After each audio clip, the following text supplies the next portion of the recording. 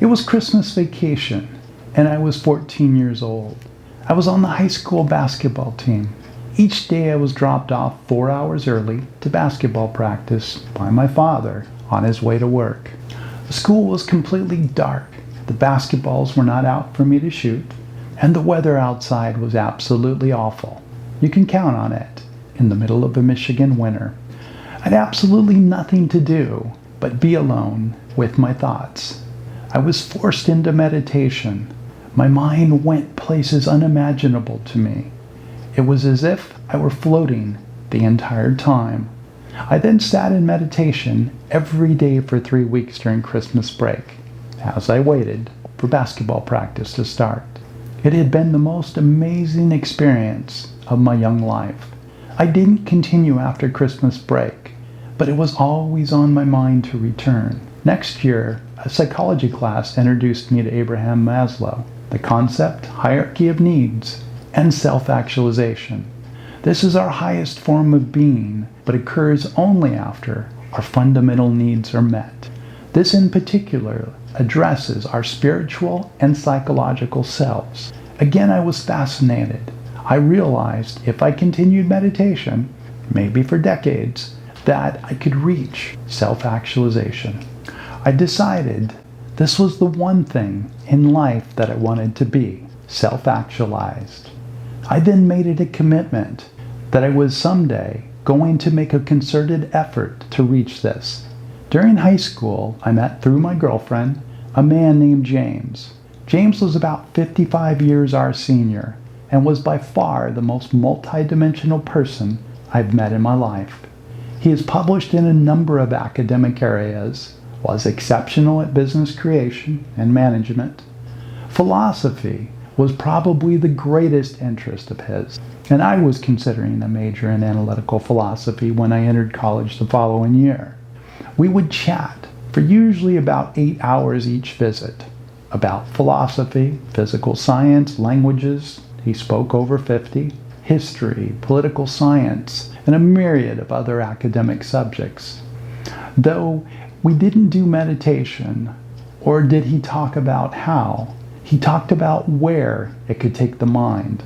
He told me the greatest of minds have used meditation to create the ideas, concepts, and processes of what made them great. It was a necessary tool for actualization and greatness, that the mind wasn't static.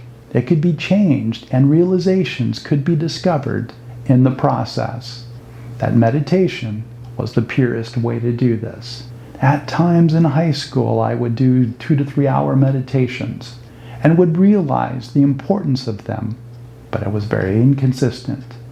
I then would not return to meditation for more than 2 decades, though my commitment to one day seek self-actualization remained in the back of my mind. In my late 30s, I began experiencing what seemed to me to be early stages of CTE and Parkinson's.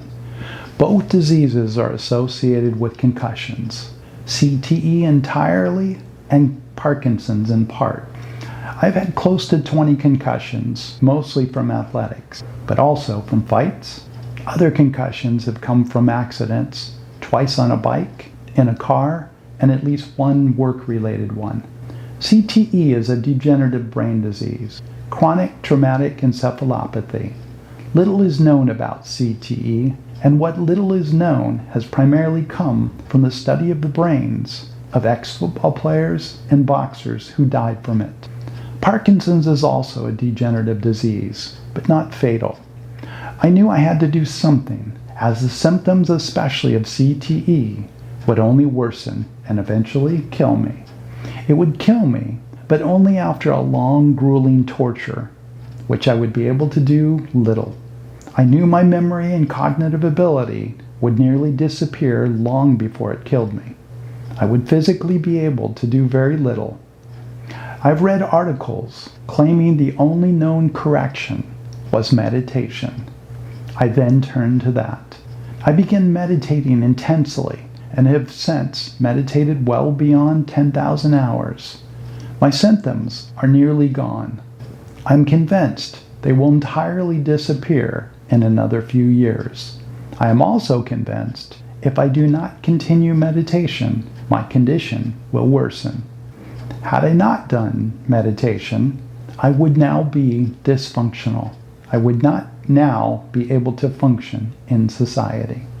I chose 10,000 hours for a number of reasons, including Malcolm Gladwell's 10,000 hour greatness theory, as proposed in the book Outliers, or Richard Davidson's brain scans at the University of Wisconsin of Tibetan monks who had meditated 10,000 plus hours.